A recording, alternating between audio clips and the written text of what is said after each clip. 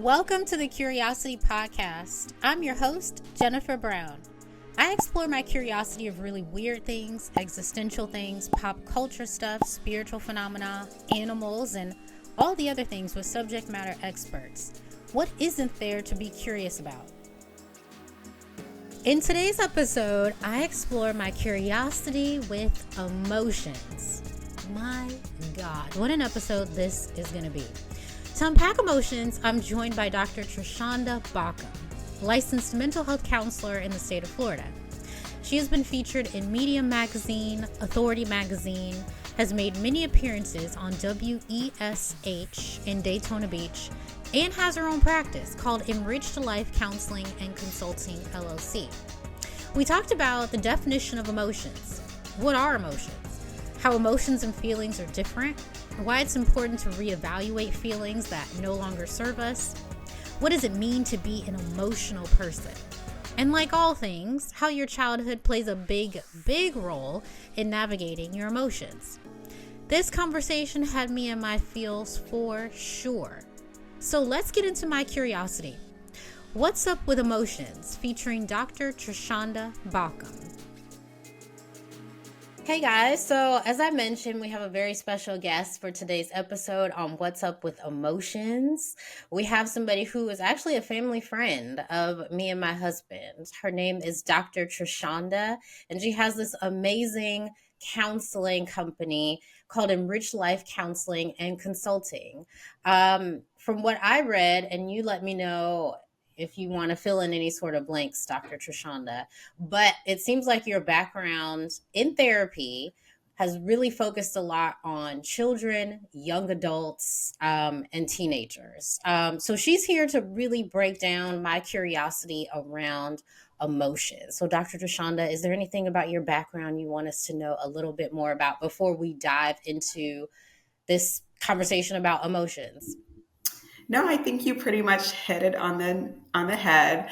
Although in schooling, my experience was kind of on everyone, seeing adults of all ages, children of all ages.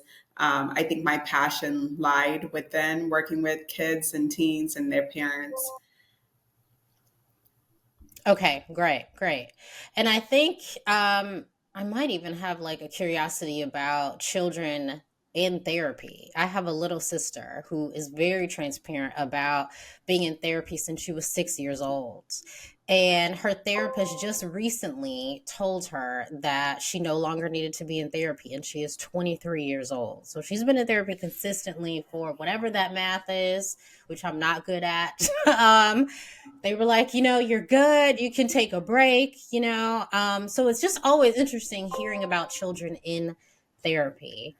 Okay. So out the gate, what are emotions, Dr. Treshonda? Yeah, so emotions start off as sensations in our body. It's that feeling that our body produces when we have a thought or experiencing something. And those then translate into feelings. And those are the words that we describe what's going on. Common ones that you may hear are happy, mad, sad, and angry. But we have thousands of feelings that may be used to interpret how we're feeling about a situation as well.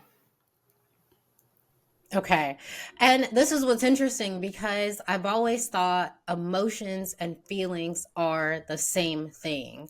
So when let's say I look at a plate of food and it just is not pleasing my eye, I would say, I'm disgusted by this food. In my understanding, that's a feeling and both in emotion. Mhm. Is that correct? Not correct? Yeah, I would go more so the emotion is what was that body sensation that you saw? Like, did your stomach tighten? And then the feeling is how we label and describe those sensations that occurred. So I'm thinking about maybe a drink that I don't like my stomach tightens, like I get this dry feeling in my mouth. Those are sensations that are happening. And then we can then go to say, like, let me try to say how I feel about that and try to label to describe what those sensations mean to us. So the feelings kind of apply meaning to what we're experiencing. Ooh, I love that. This is so good. Okay, so emotions are sensations. I think I might even use that word instead of emotion, because maybe throughout my life, maybe I didn't really understand what the word emotion meant. And it almost kind of doesn't have a meaning until you gave it one. And I feel like sensation might be better. At least I identify better with sensation, especially Yeah. the sensation of the body, correct? Yes. And you just said something that it doesn't have a meaning until you give it one. Right. And so when we're talking about Mm-hmm. emotions and feelings, this can vary from person to person because it Mm-hmm. differs, right? What you felt, I might label it as something else and have a different feeling and reaction to it. That might not be the same for someone else. So it is a very individualized perspective and how you feel in that. And sometimes in working with adults, parents, or teens, that is a hard part to put around because they're like, oh, I didn't feel that. You don't have to feel that. That is that person's experience in truth. Oh, that's good. Oh my gosh. And so, okay, so with the plate of food again, that or the drink, we're food and beverage here. Both of us like to eat. I remember that. So this is why this Yes. is being brought up. So we're looking at that drink, we're looking at that food. It is not looking good. So the sensation in my body is like recoiling. Maybe my body is recoiling, right? And the feeling that we would describe it as is like disgust, right? Mhm. In your experience with children, I'm just curious, like the sensations that children have, the emotions that children have. Again, I'm using those two words synonymously, emotions and sensations. The sensations that children have or the emotions children have, do those same emotions show up in adulthood? Or do Yeah. they kind of differ? Do the sensations change? Yeah, absolutely, they can. And sometime, even working with adults, you have to take a step back into how the childhood applied that to get meaning to how that Yes. applies to adulthood, right? Because we're constantly learning, we're constantly teaching ourselves how to act, behave, and think in this world, right? And we start that in childhood. Those things just don't go away. We either continue those things and whether they're helpful or maladaptive. But absolutely, yes, they can be linked to childhood. That's why you might hear terms like childhood trauma or generational things. Like it's built in there, and sometimes it's just trying to figure out an understanding and meaning, and what's going on. A big emotion that I know that I have struggled with, and again, sensation, let me say sensation, are have been like emotions of how do I describe them? And my therapist has helped me with this. Actually, I'm going to go with the feeling, and then I'll maybe talk about the emotion. Anxiety. So I've been diagnosed with general anxiety disorder. Hmm. And so the way that that shows up in my body, here we go. The emotions and sensations that show up in my body are sometimes sweating, sometimes loss for words, sometimes um, maybe like a limb sort of shaking, like a leg shaking, kind of thing. Um, when people, when listeners are maybe resonating with this same thing, what can they do to, I guess, manage those emotions Yeah. or that So emotion in particular? first, it would be to figure out how anxiety shows up in your body. Like you were listing out some of the sensations you feel, like the shakiness, the tenseness. Not everyone who experiences anxiety has those same sensations, right? Or at the same severity, because at sometimes anxiety does need to kick in because anxiety is there to protect yourself from dangerous situations, right? But anxiety starts to affect someone's life when it's kicking in situations that's not dangerous, right? So our bodies is going into this Mm. alert system. That's, I call it an alarm clock. Like it's alerting you, hey, am I safe? This is what your body's trying to say. And it's up to you to tell your body, hey, I'm safe. Hey, I noticed my legs shaking, and it's shaking because someone said something I didn't know how to answer. Not because everyone saw me just make a mistake, and some of those automatic negative cognitions that we can go through. Um, and so, one of the first things that I would work on with someone who is struggling with anxiety is really to see how it's showing up in their life and in their body. Because oftentimes someone's like, oh, I'm just anxious all the time. Well, I need an understanding of what all the time is, because it might be significant for 2 minutes once a week, and that's what you're defining as all the time. It might mean my mind goes blank and I can't think. And so, based upon what's happening in our body, then we will work on skills to be able to manage those sensations, why that alarm clock is triggering in us. Um, but also, I also like to say that we can experience more than one feeling at the same time. And so oftentimes some people will just have one, like, oh, it's just this. I'm like, it can be anxiety with mixed with embarrassment, mixed with this and this. Mm. So we can have multiple things, multiple feelings going on and happening at the same time. And that's a little tricky, confusing part too. That's good. For someone who, that's really good. Yeah. Okay. For someone who may be a little hesitant to maybe get into therapy to identify these emotions, do you believe that people can identify their emotions and link them to their feelings, or do they need a therapist? I think sometimes people need assistance because when we're going through something, um, we have this way of not wanting to disappoint ourselves, right? So we already have this belief, and all of our thoughts and what we observe and how we behave is going to support that belief, and we're going to ignore all the other pieces. And sometimes having a third party um, gets you to kindly nudge you to look at these things that we've been ignoring or pushing aside or not recognizing, to assist with that. And I always like to say feelings are a tricky thing. And sometimes in the heat of moments, our brain isn't like, hey, let's slow down and think about how we could say what we could do to get our point across. Like, that is not what happens in those moments.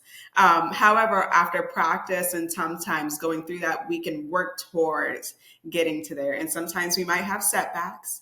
And sometimes, the therapist is there to encourage you to keep trying, to not overwhelm yourself with so many different things at once. And that's usually what I'll see. Like clients who have tried like reading all the self-help books, they might have the knowledge on what to do, but they don't know how to apply it to their life, and they don't know how to apply it in a way that they can Hmm. continue it, because oftentimes they try to start too much things at one time. They don't even know which one worked. It's just like, I don't know, I changed my whole life and it helped, but now I can't maintain that. So I'm back to where I started. That's good. I know that for me, being in therapy consistently since 2020 has definitely helped me to identify feelings for sure. The emotions Mhm. part, I think we're kind of having a therapy session at the moment, maybe unintentionally. But yeah, like a third party helps, a very objective, educated third party, aka therapy. I want to get into sort of pop culture reference in terms of emotions, not in terms of entertainment, but just in our sort of cultural understanding of emotions. A lot of times people will say that emotional people are unstable. So, in your opinion, what is an emotional person? What is an actual emotional person versus what our culture believes is an emotional person? Yeah. So Does that even exist as well? I would say like we have highly sensitive people. And those people can feel like really empath can feel the emotions of everyone and they take it on, right? So I wouldn't term it as overly emotional because we all have emotions, right? And emotions are not a bad thing to have. And I think when I hear the word emotional people, my automatic thought went to, oh, someone's just saying emotions are bad, you shouldn't have them. um, Mhm, mhm. and they're not something you could just turn on and turn off. Like that's our body's way of letting us know how we're experiencing something. Um, so I would term it highly sensitive. There is an actual term for that, highly sensitive person. And usually that's just a more empathetic an empath who can feel again everything going on, whether even it could be in movies, like that person can feel and sense it at an extreme level. um, did I answer your question? You did. You did. Highly sensitive. So, since we talked about how emotions are sensations, if a person is highly sensitive, then can we say that, highly sensitive people kind of walk around the world with a lot of sensation, a lot of bodily sensation to what's going on around them? Is Hmm. that Yeah, fair? because we everyone has a nervous system, right? Our nervous systems kind of speak to each other, right? So sometimes without you having to say something, or maybe even with your husband, like he doesn't have to come home and be like, I had a hard day. Like, so you can sense that something's going on, right? Sometimes we get this feeling. And so a highly sensitive person, their nervous system is almost like picking up everyone. And I always say sometimes we have to tune out, is this our sensations or someone else's sensations that we're holding and we're taking it off on as ours. So you have to filter through. For example, you can walk into a room. I don't know if you've ever done this and just be like, okay, something's off. Like, I don't feel comfortable. Right? This is your nervous system picking up on someone else's. Or a friend describing to you like all their anxious stuff, and all of a sudden you're starting to become anxious. Like, I wasn't. This is your nervous system doing what it needs to do. So sometimes our nervous systems are interacting with each other, right? So in relationships, this works a lot because two mad people are just going to create an explosion. They got to have one calm. So then it can calm my nervous system.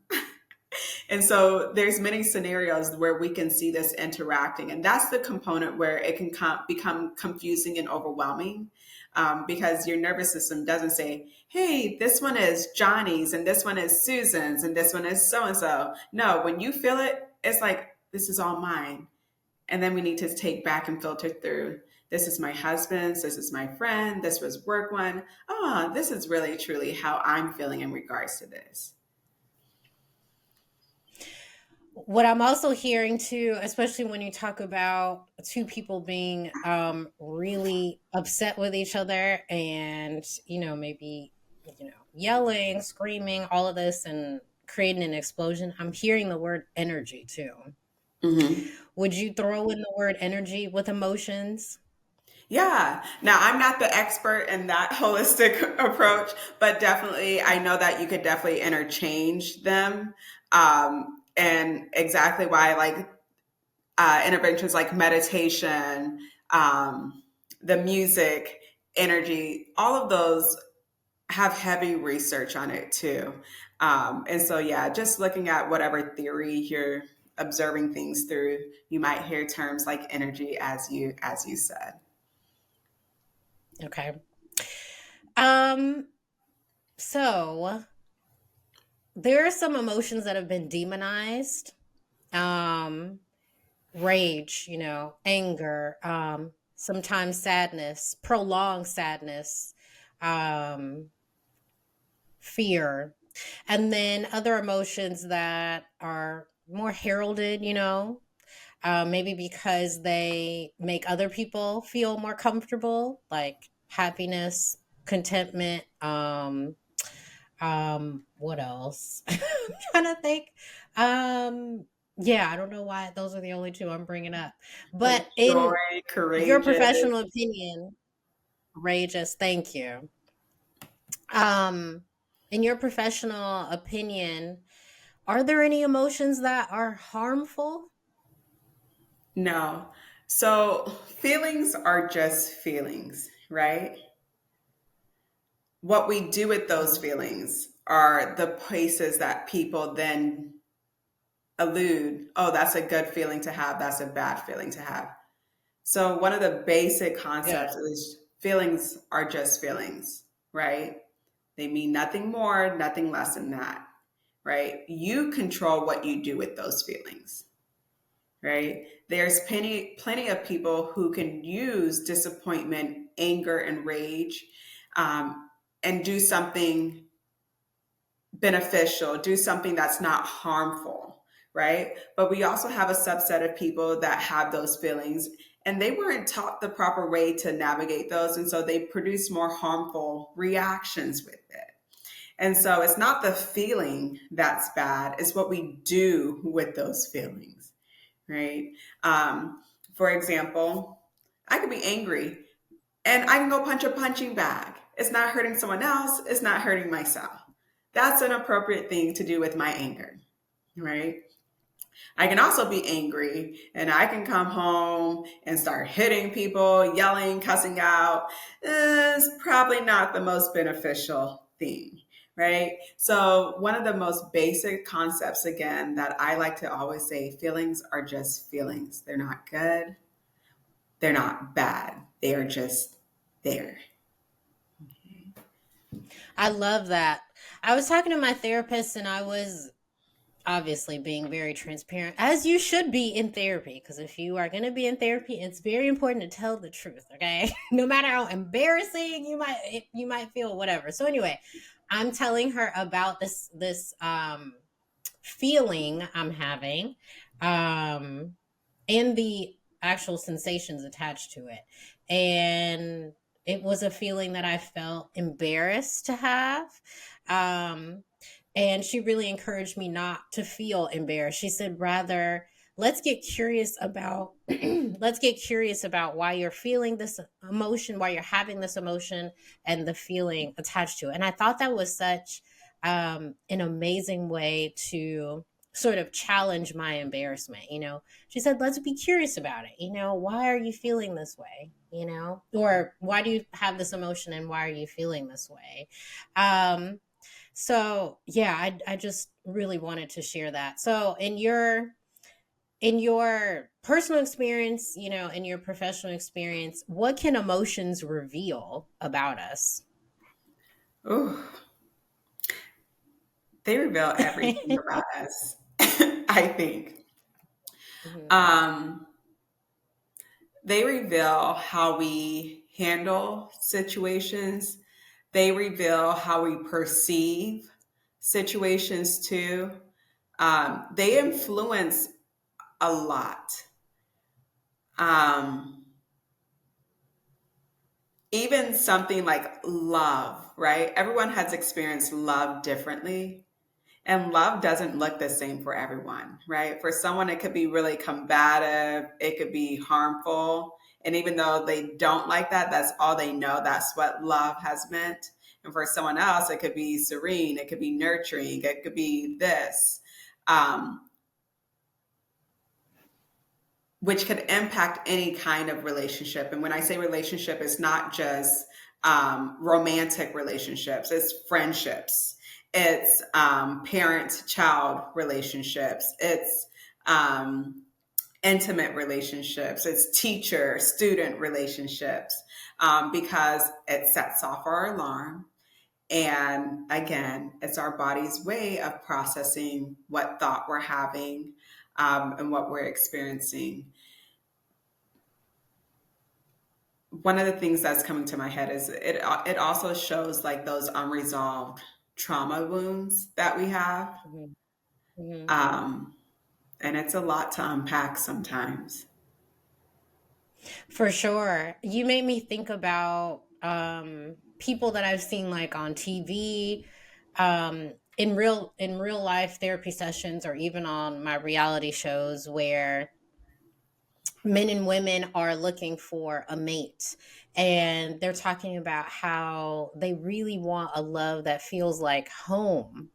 But to your point, home could look like yelling and screaming. It could look like domestic violence, right? Or it could look like, a healthier version, talking to your mate politely, acts of service, all these different things. So just saying home, but your emotion is, maybe your body is calm, maybe your body, yeah, I'll use the word calm, right? But you're feeling a bodily sensation of calm while someone is maybe physically harming you, right? Because that feels like home Mhm. to you.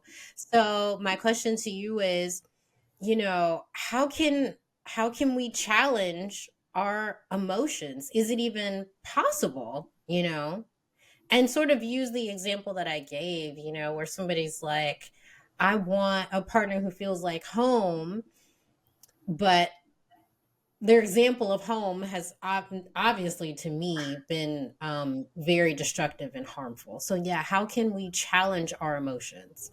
Yeah. So I always say emotions, sometimes we need to fact check them, right? They're not Okay. facts, right? So sometimes we need to analyze and see what emotions, what sensations are we having? What belief do we have about that emotion? Then look back at the experience and say, well, have these things happen? Did it happen in that moment? Or are we just projecting and assuming? Right. So sometimes if we're actually able to fact check them and realize it was just like a feeling that we got and our assumption or a thought that we got that we held for truth. And even like with anxiety, we always have to analyze like, did these things actually happen that way? Right. 100% the way we're telling ourselves. And oftentimes it didn't. Mm. Or maybe it happened that way in the past, and now we apply it to everything in the future.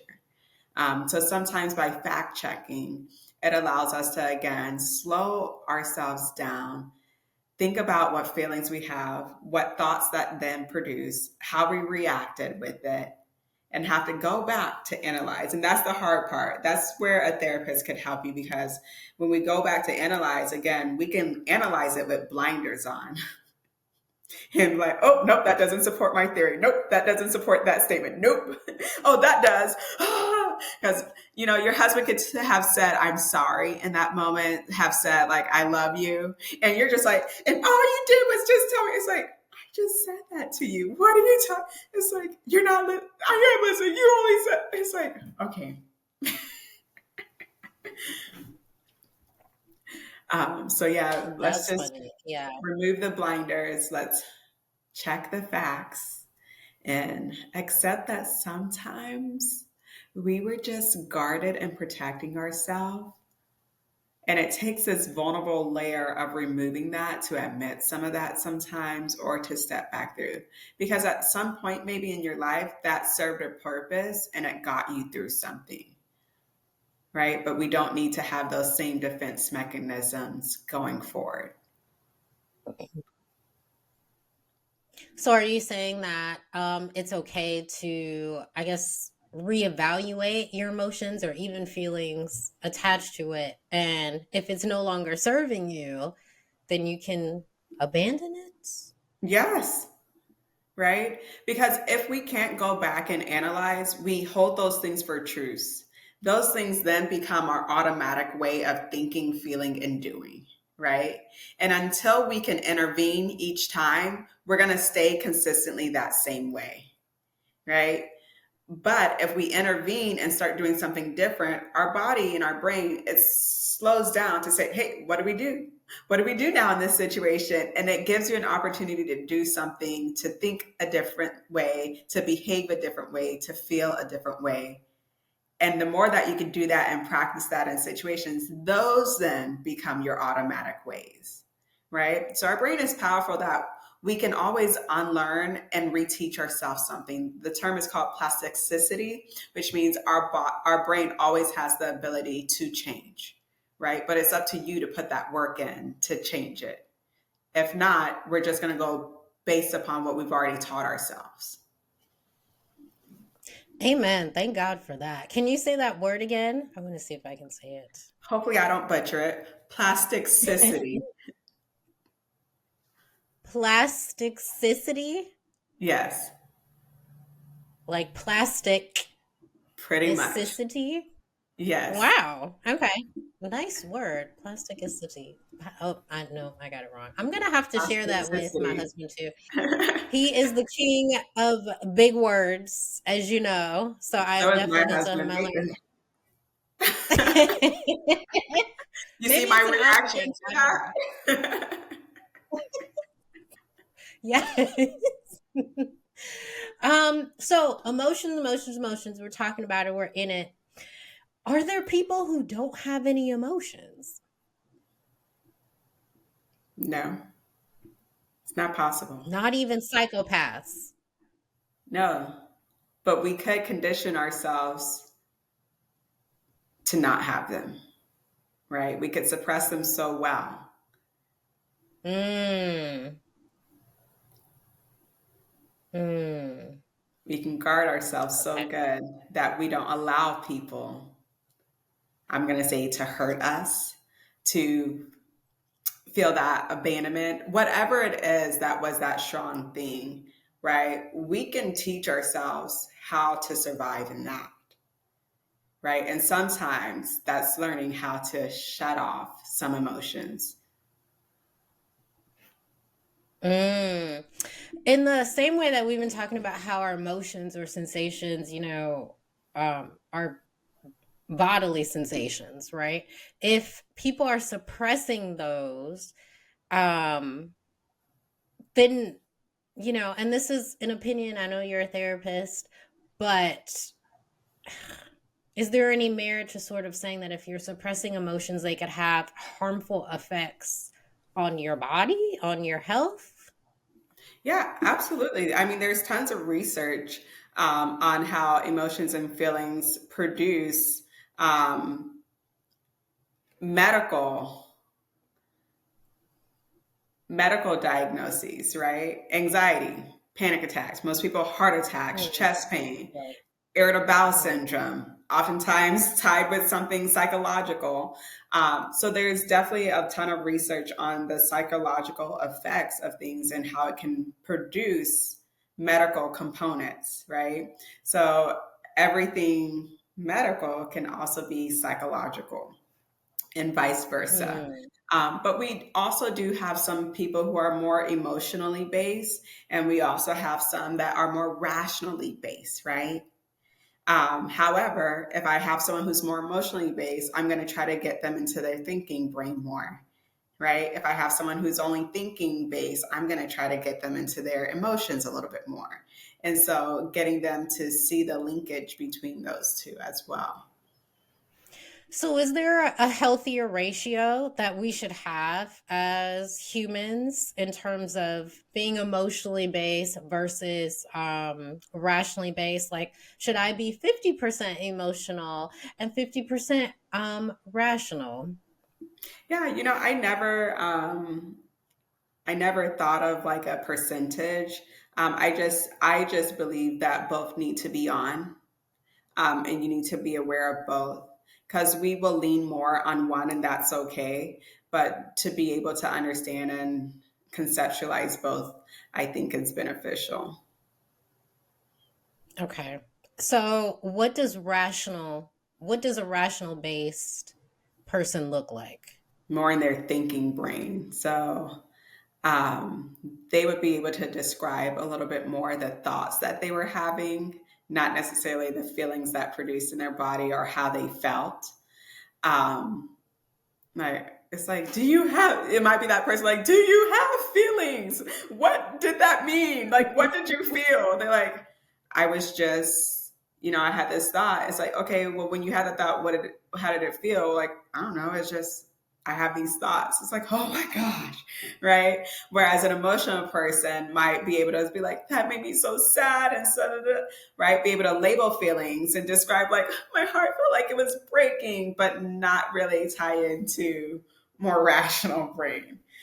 And some people can separate that and say more women versus men, which, oftentimes women are mostly emotional based and men are more rational thinking, but not all the time. So mm, I was actually going to ask you that. I was going to do a versus, but instead of that versus, children versus adults. In your experience with children, do children display more of an emotional based perspective than rational based? I'm going to say yes, because when you think of a child, especially in the early stages, they don't have the cognitions or the verbal words to be able to communicate. So oftentimes you will see it in the way they express it, right? And sometimes with kids, that might be more behaviorally. You might see more of the tantrums, but that could be an alarm to say, hey, they're feeling something, they're going through something, and this is their best way to communicate that, right? Um, Whereas as you get older, you now have hopefully the language, right? But also, oftentimes with kids, this is where we pick up the good versus bad behaviors, because the caregivers or adults in your life kind of discipline, or tell you which ones are okay to have and which ones are not, right? Um, Common one you could look at, like little boys. If they were crying, what would you think is the automatic reaction you would hear from the parents with a boy crying about falling down? They would say, "Get up, don't cry, maybe be a big boy." Mm-hmm. Yeah. And then if we explore it, like, okay, so if they cried and if they showed that they were hurt, um, what would that mean to you, right? And for some people, they don't want their child to grow up a certain way, and that means they're going to be soft or any of these things, right? So it's not the crying that was really the issue, it's my belief about them doing that. Because I could ask a simple question like, well, what would be an appropriate way for a 4-year-old boy to show you that they're hurt? Essentially, that's what was happening, or that they needed a little nurture or care, right? So sometimes reframing and being able to step back and see what meanings we apply to things as well. So, in your work with children, you're also sort of not re-raising, but helping parents reevaluate their own relationships with emotions, correct? Yes, we have to, because a child is kind of living in their world. They don't have complete control over their environment. So the adults in their lives are a heavy indicator on how they will think and behave and react to things. And caregivers model that for kids, and kids learn best through observations. Um, but they also can suppress that in children as well. And our nervous system speaks. Mm. So if I have an angry parent, I can guarantee I have an angry kid. If I have an angry or anxious child, I can guarantee that your nervous system is making parents anxious about something too. And they interact and influence each other. That's so fascinating because I actually just realized too that um, a big part of the anxiety that I have definitely stemmed from childhood and seeing my mom very anxious. She was a single mother. And so she was always thinking about how to take care of me and my sister and going from one place to another, and making sure that things happen in such a short amount of time. And if those things didn't happen, then, there were, consequences. Maybe we couldn't, well, I won't say we couldn't get, because we got a lot of things we wanted, but maybe in her mind as a mother, there are certain things she maybe couldn't do for us, that maybe we never even knew about, or um just certain things that you think of as a parent, that if you don't get X, Y, and Z done, then this is going to affect the children. And so there was a lot of like anxiety in her, that I think I definitely picked up on for sure. And it shows up in my body. In places like a meeting, you know what I mean? Maybe giving a presentation or whatever it is. So I love that you are, revealing that the way that children handle or navigate their own emotions are a really big reflection of how their parents are navigating their own emotions, you know? Yeah. Yeah. Um, what are some sort of resources that parents can, I guess, tap into in order to make sure that their children get the best out of navigating their own emotions in therapy? Yeah, I think there are tons. Like if you wanted to explore therapy, you can probably start with your insurance to see like list of providers who are network. You can reach out to the school to see like which services they have. Oftentimes there's groups or counselors that are on campus as well. I always say like look at summer camps that incorporate like a social skills or emotional component. Um, it doesn't always have to be like one on one, because I also think that sports or group activities help practice those things in the real world.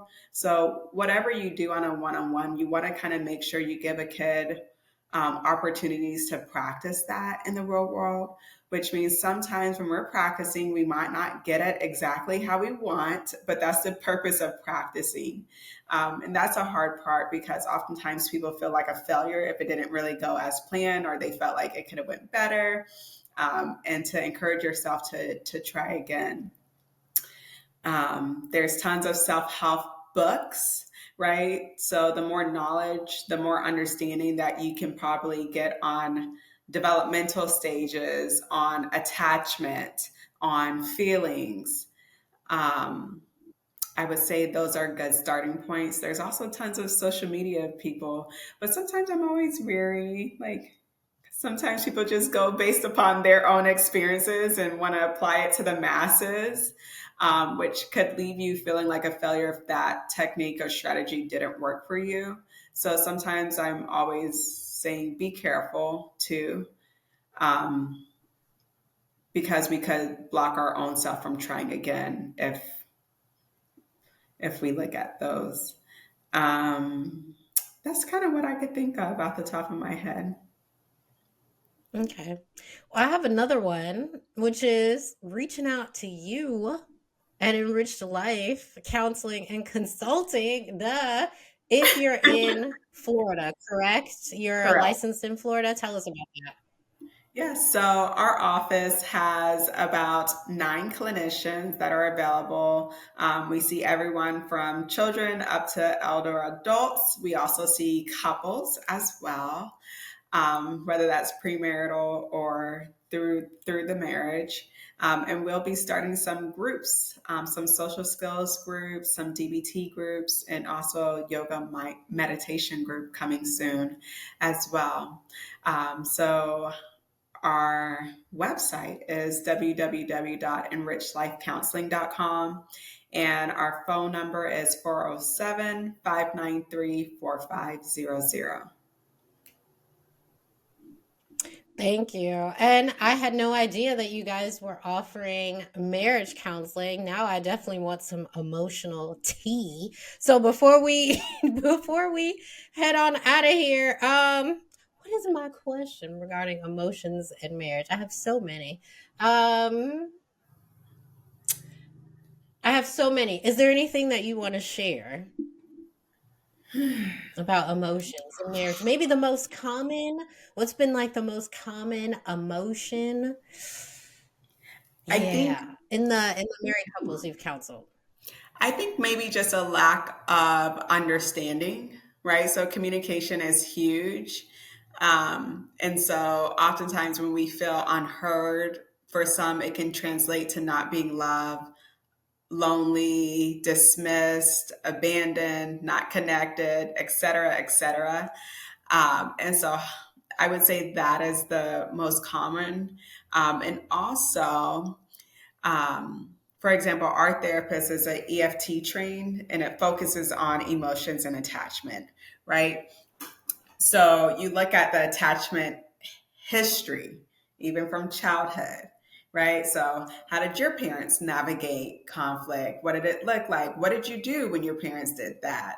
And oftentimes it reveals kind of what's showing up in the marriage, right? And navigating those. So I think it's a cool way. It's my recommended marriage way is EFT from an EFT trained person. And yeah. I love that. I can definitely relate. My God, everything is just so related to childhood. It's crazy. Oh my God. It's like we are really just trying to heal from what happened in childhood. And Of course, beautiful things happen in childhood, right? And like definitely um helped us in ways, but then there have been some sometimes unintentionally harmful mhm. um things that we have picked up on that have managed to just come out in adulthood. Um Lastly, is there anything else that you want to add? Anything at all?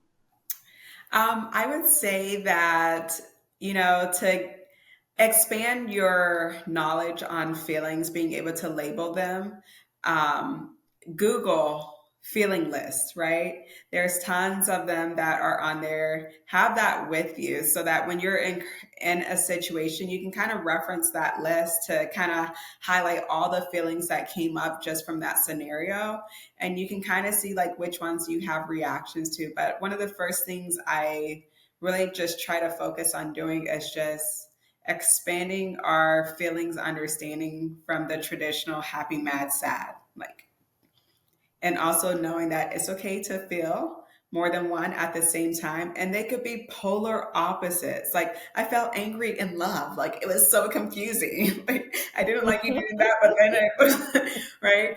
And so we oftentimes have emotions or feelings that don't even make sense, but we have them, and sometimes they don't make sense. They are just coming up. That's good. And it goes back to the curiosity part, right? Like just getting curious about them. Mhm. So thank you so much, Dr. Treshonda, for joining me on the Curiosity Podcast. I really think this has been super helpful for our listeners. It's been very helpful for me. I have a new word, plasticity, maybe Almost something there. like that. I Almost will there. work on it. Yes, so I can impress my husband.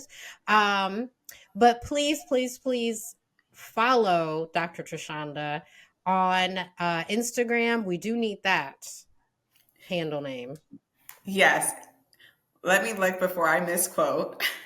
It is Dr. Treshonda Baucom. So Dr. Perfect. Treshonda Baucom. Fantastic. And we'll definitely have all of her information in our show notes. So, yeah, thank you again, Dr. Treshonda. Thank you for having me. Thank you so much to our guests for joining me, and thank you for listening. This episode was edited by Chase Parker, hosted and executive produced by me, Jennifer Brown, produced by Latrice Love, and distributed by Black Owned Productions. I hope you'll join me again on another episode. The Curiosity Podcast is a safe space to not only explore my curiosity of all the things, but yours as well. And together, we get to dig a little deeper as to why that curiosity exists in the first place.